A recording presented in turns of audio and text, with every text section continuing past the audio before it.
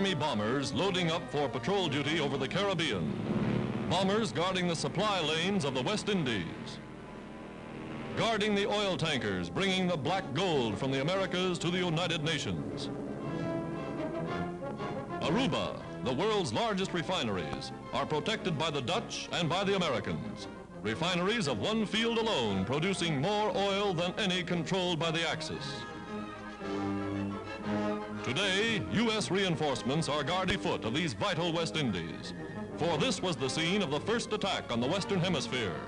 An attack made by a lone submarine, soon blasted from the water by the guns and bombs of the protecting forces.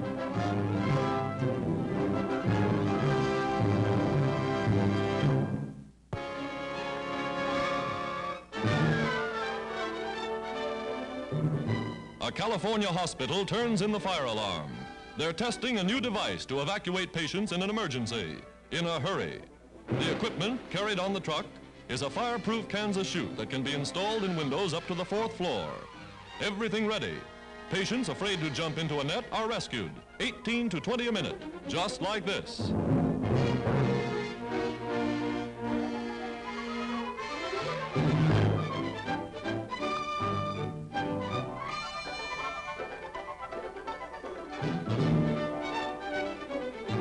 All aboard, and the cameraman proves it's as easy as rolling off a log.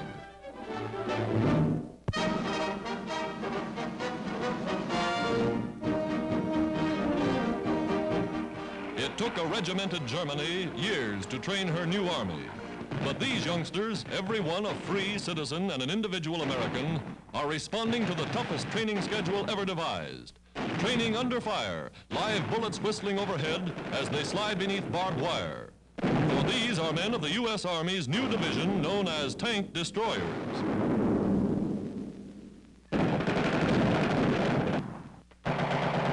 With rapid-fire machine guns, they learn the technique of street fighting, house to house.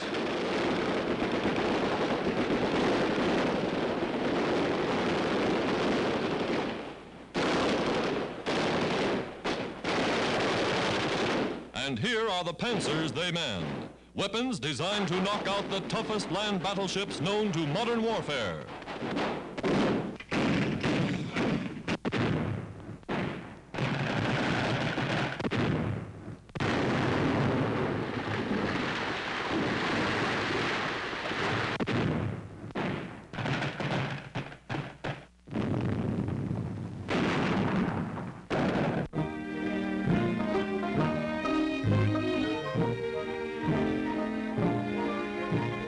Harvest time in the great cotton fields of the deep South.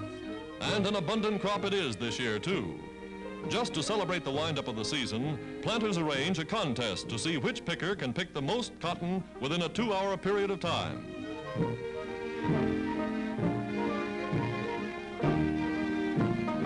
The referee's flag goes down, and now to judge the winner.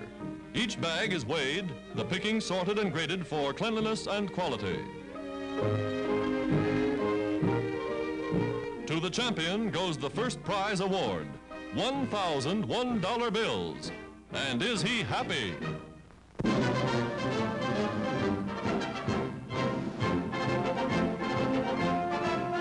To the new aircraft carrier Lexington, the U.S. Navy passes on the fighting traditions of the old. Sailor heroes who served in her gallant namesake are guests of honor as the sponsor says, I christen thee Lexington. And the new ship is sent down the ways by the same woman who christened the old Lexington 17 years ago. A full 12 months ahead of schedule, the mighty carrier speeds on her way to join the fleet.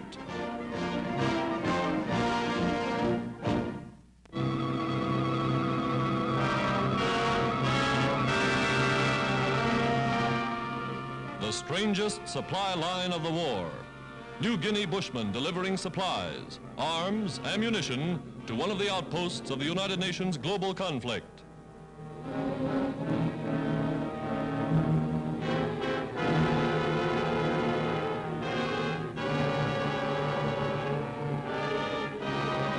An overnight camp, 70 miles upstream from Port Moresby.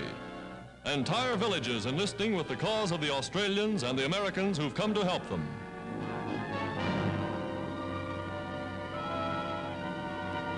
Spanning mountains, trekking across deep ravines on perilous makeshift bridges, men and women carriers struggle for 7 days through steaming jungles to help get supplies through to beat the Japs.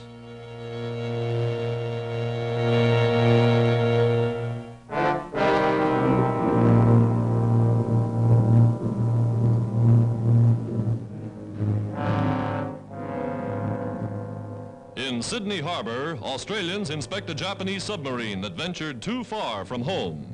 Its mechanism almost intact, the midget undersea craft never had a chance to discharge its torpedoes. Here are the tubes.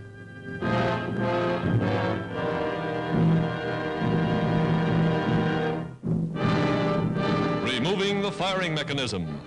Dangerous business. It might explode.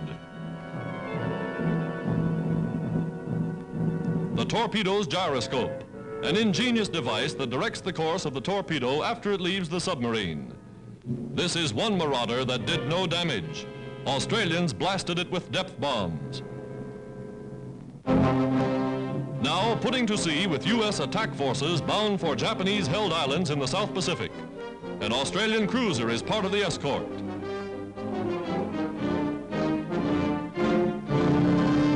Running into heavy seas, the convoy plows along.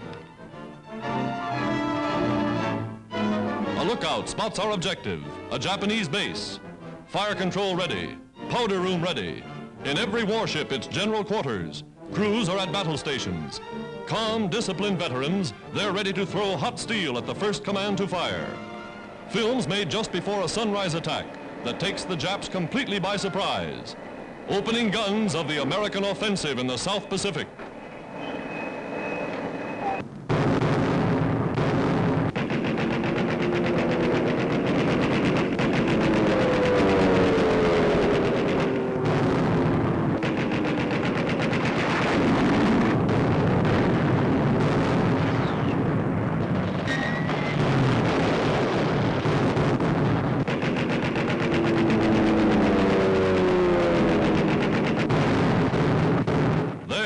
Shore installations are ablaze.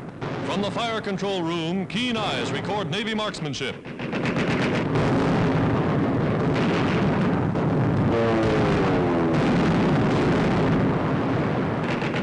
Salvo after salvo rips into the beach. And behind the barrage, landing boats are taking in the Marines.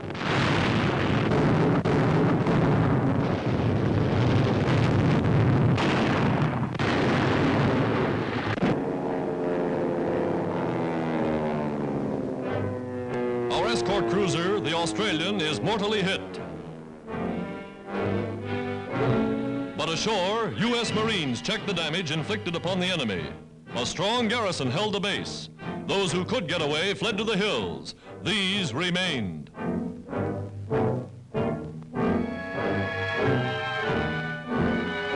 Roundup of captives. A lone Marine in charge. Waiting for removal to a distant camp, they'll be confined under the international treaties covering prisoners of war. Captured Japanese officers. These are just the first. There are more where they came from. The Americans are on the offensive.